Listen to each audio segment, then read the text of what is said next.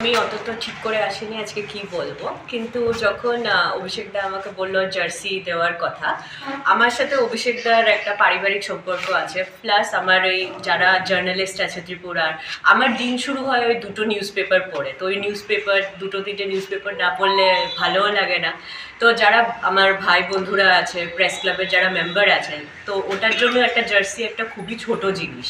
আমি আসার সময় আমার বাবাকে আজকে বলছিলাম যে প্রেস ক্লাবের জন্য বা ত্রিপুরার মাঠে খেলার জন্য আমাদের যদি আমরা কোনোভাবে সহযোগিতা করতে পারি, আমাদের আরও স্টেটকে উন্নত করার জন্য, এগিয়ে নেওয়ার জন্য, তা আমাদের প্রেস ক্লাবের হাত ধরে হোক, জার্নালিস্ট ভাই বন্ধুদের হাত ধরে হোক, আমাদের ওটা 100বার করা উচিত। আর আমরা চাই যে সারা বছর যাতে আমরা এরকম ছোট ছোট অনেক কিছু করতে পারি, যাতে প্রেস ক্লাব বা ত্রিপুরার জার্নালিস্ট অ্যাসোসিয়েশন বা ত্রিপুরার নাম আরও উচ্চ মহলে পৌঁছায়। ধন্যবাদ।